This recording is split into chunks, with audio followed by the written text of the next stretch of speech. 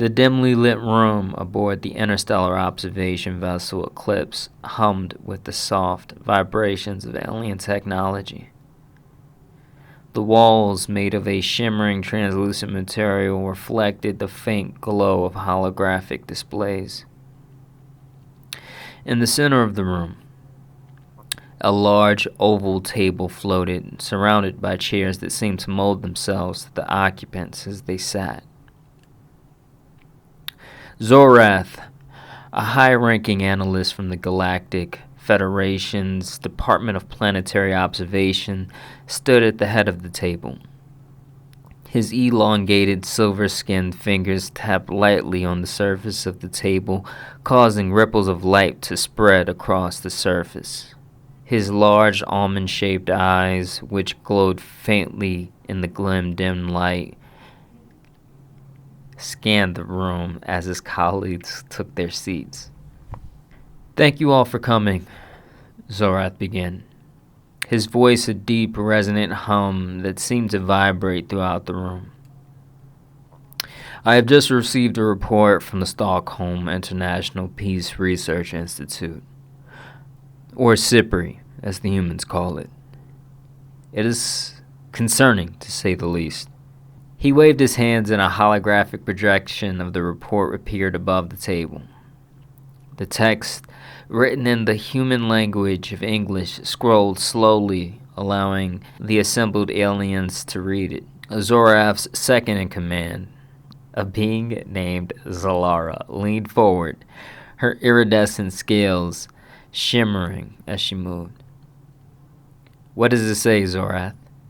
she asked, her voice tinged with curiosity and a hint of dread. Zorath sighed, a sound that echoed like a distant wind.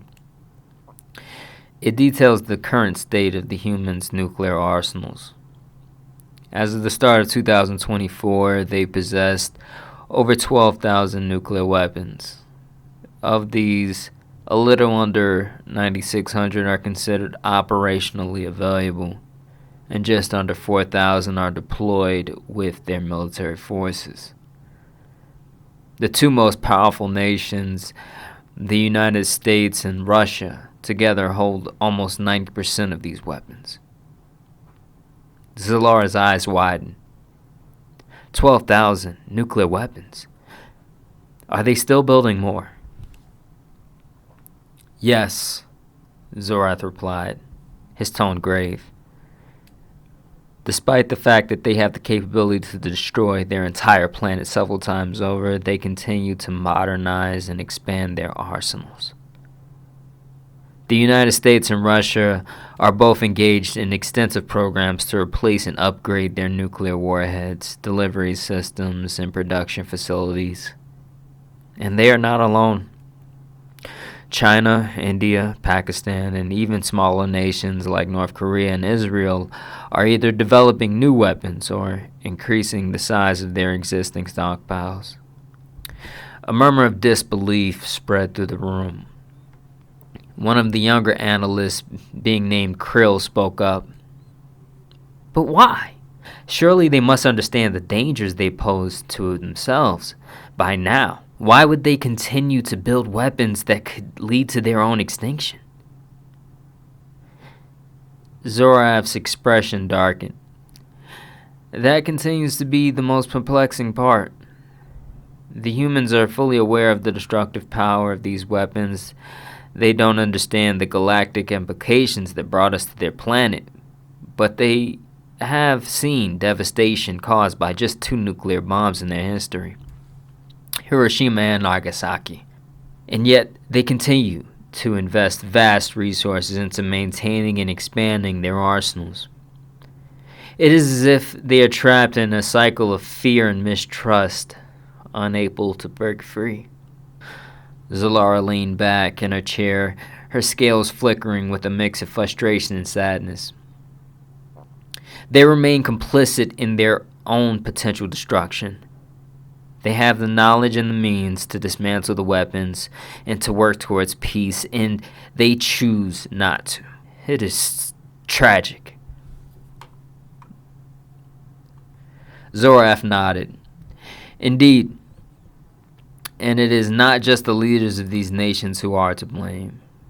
The general population, while often vocal in their opposition to nuclear weapons, seem content to let their governments continue down this path. They are distracted by their daily lives, their entertainment, their petty conflicts. They do not fully grasp the gravity of the situation. Krill frowned. But surely there are some among them who understand the danger, who are working to change this. Yes, Zorath admitted. There are organizations and individuals who are dedicated to nuclear disarmament. Sipri itself is one such organization. They publish these reports in hopes to raise awareness and encourage action, but their efforts are often overshadowed by the more immediate concerns of politics, economics, and national security. Zalara sighed. It's a vicious cycle. The more weapons they build, the more they fear their enemies. And the more they fear their enemies, the more weapons they build. It is a self-perpetuating cycle of destruction.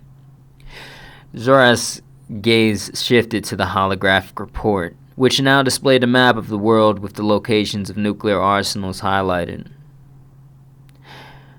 It is not just the weapons themselves that are the threat. The humans' nuclear infrastructure is aging, and there is always the risk of accidents, miscalculations, or even theft by rogue groups and organizations that may be less hesitant to use these weapons. A single mistake could trigger a chain reaction that could have catastrophic consequences for the entire planet and their existence. The room fell silent as the weight of Zorath's words sank in. After a moment, Krill spoke again, his voice barely above a whisper. What can we do? Can we intervene? Help them see the error of their ways? Zorath shook his head. Our prime directive forbids direct interference in the development of pre-warp civilizations. We can observe, we can study, but we cannot intervene. The humans must find their own path to peace, or face the consequences of their actions. Zalara's scales dimmed, reflecting her somber mood. It is a heavy burden to bear, knowing that we cannot help them, but perhaps there is still hope. The humans are a resilient species.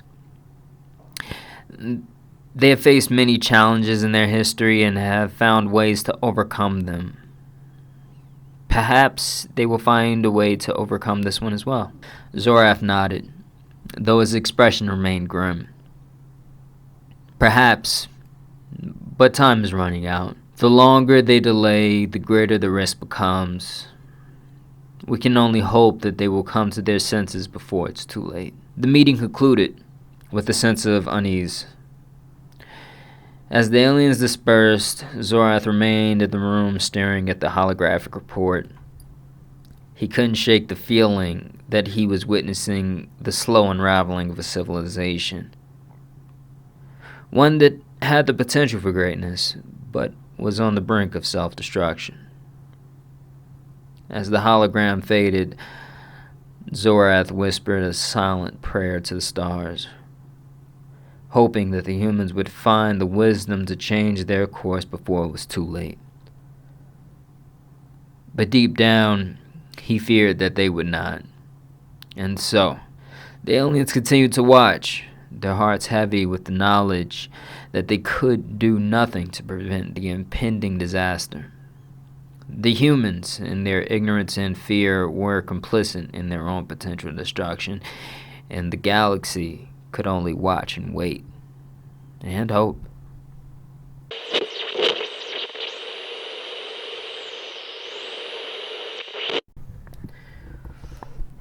So this particular report, for those that don't know, it's an actual report, and This is a report made by the Stockholm International Peace Research Institute, and there is quite a bit in this particular report, and some of it, I will say, is more technical, or a lot of it is more technical in nature. But one thing I think that a lot of us really should understand, this idea of nuclear weaponry, and our ability and our dedication to maintaining and improving our arsenal. It's very real. We spend an enormous amount of resources to do this. And in terms of the United States, we actually have contracts and agreements with Russia, right? And recently, in terms of there's been a lot of tension between Russia and Ukraine, and Russia has fallen away from this agreement in a lot of ways. Fallen away from this agreement in terms of their agreement to report. But in terms of the understanding, there does appear to be an understanding amongst people that this is essentially suicide on a mass suicide, in terms of using these weapons. But there seems to be a very strong impulse to proceed and develop and maintain these weapons anyway. It's very of course, for the everyday person, I think it's already kind of it's already an issue that's kind of out there, right? But when you kind of look at when you're face to face with the numbers itself, in terms of how much expenditure, it kind of becomes very, very, very depressing to realize that this has taken this is being prioritized over quality of life for so many people.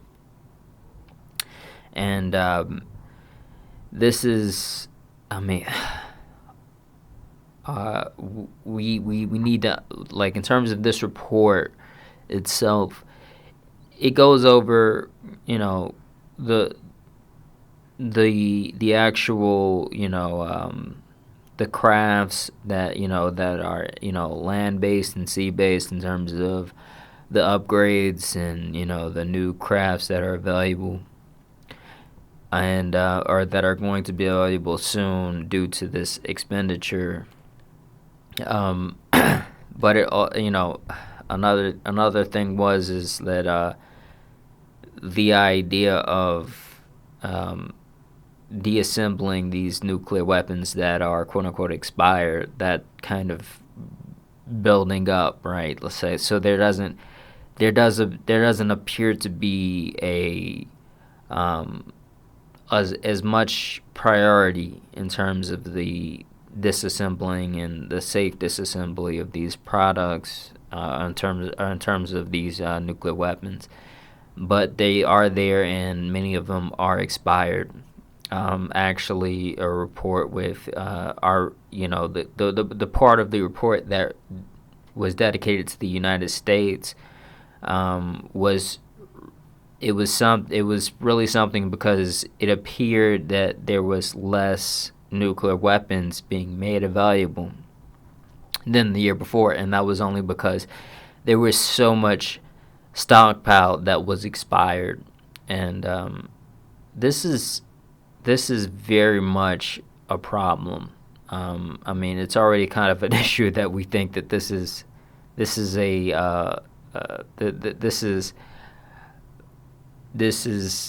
worthy of our kind of continued, our continued support, of our financial support in terms of actually building and maintaining these weapons.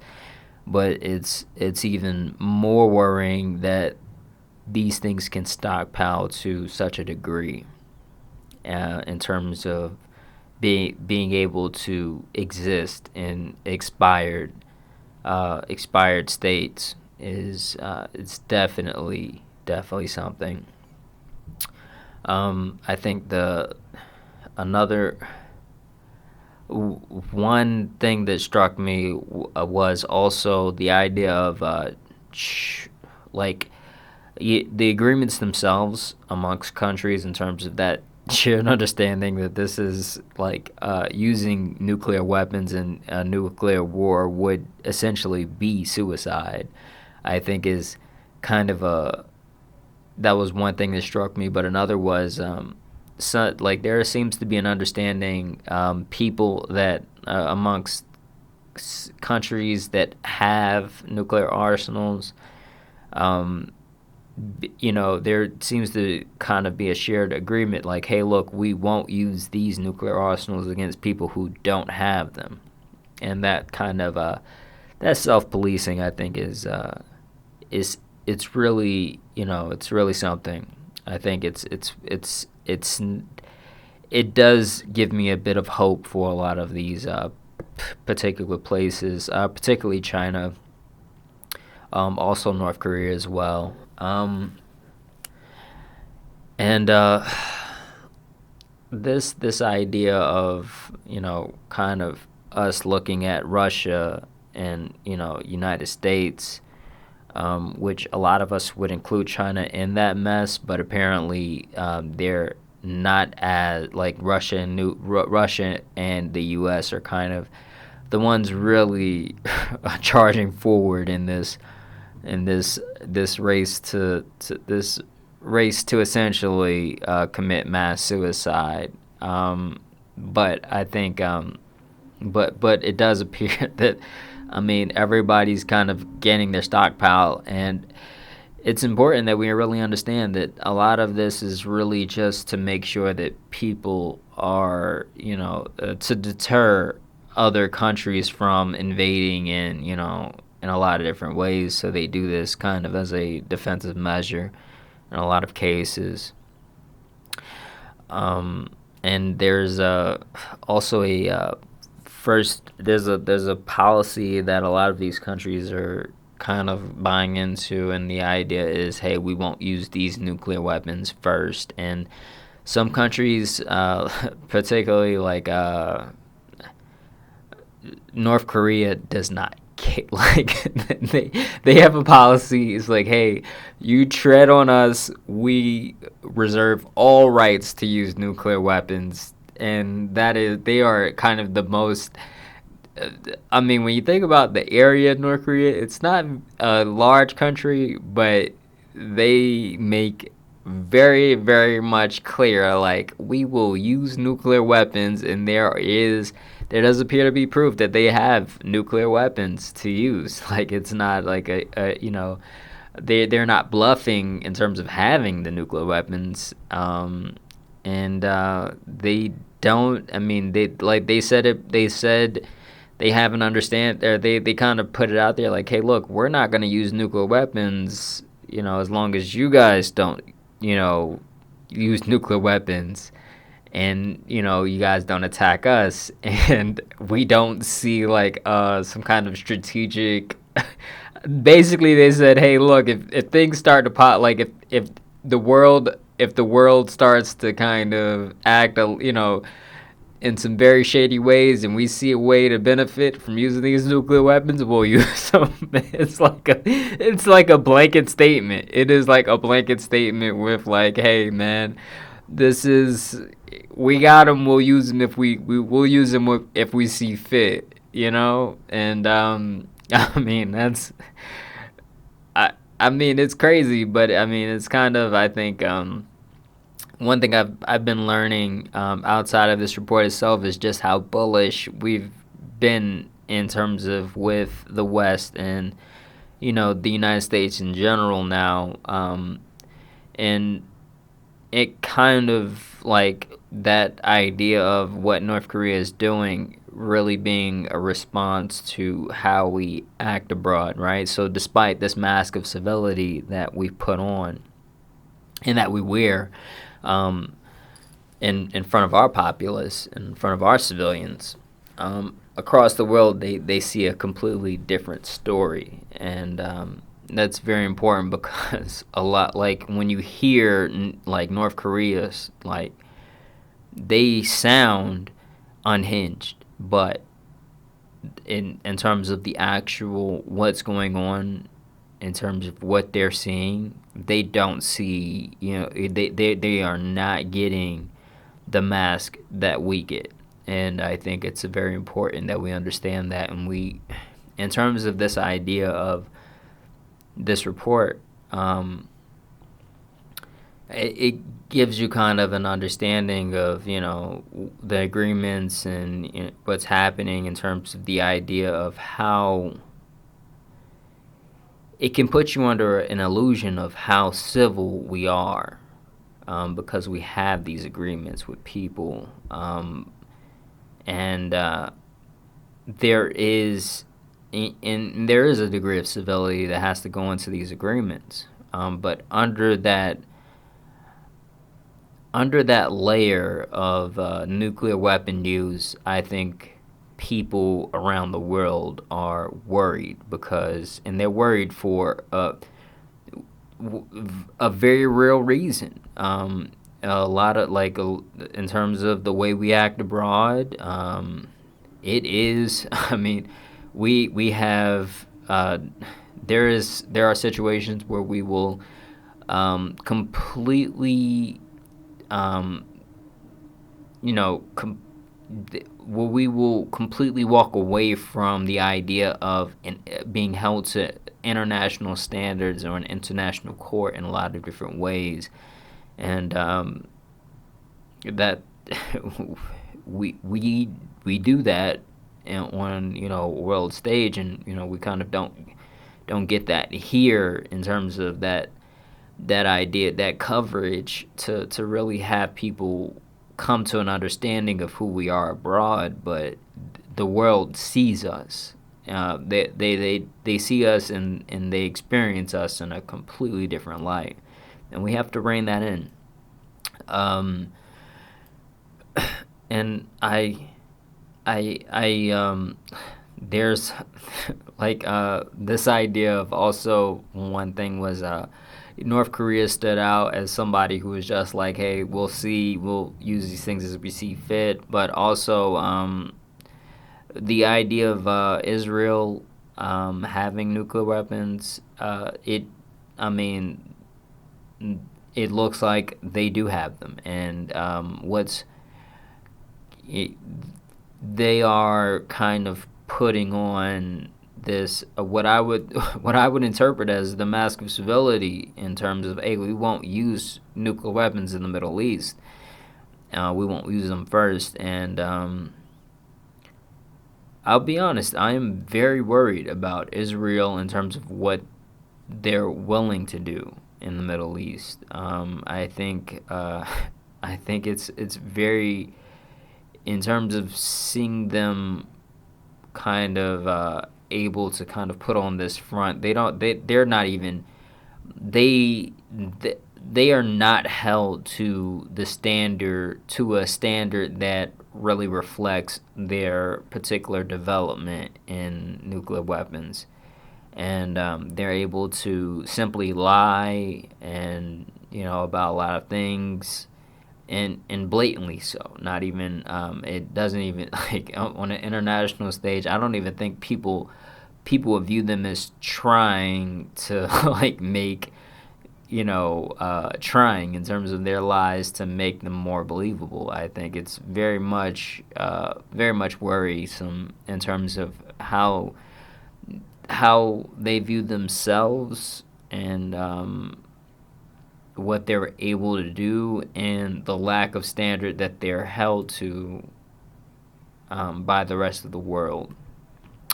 And also, you have situations like also there's a situation where Pakistan's also developing nuclear weapons. One thing that did not make this report is, of course, Japan and what's happening in Japan, and I think those things are developments that we've yet to see. But I think, in terms of their use of nuclear weapons, for those that don't know, they are nuclear energy. They do use nuclear energy, and there is plutonium available.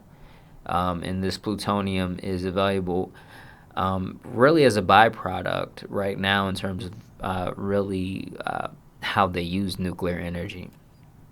But it does appear, in terms of there's a situations they've been put in situations to where we interfere and kind of make them more militant for our purposes, and it does appear that may be something that we have to look out for in the future in terms of with Japan and the Japanese in general, because it does appear that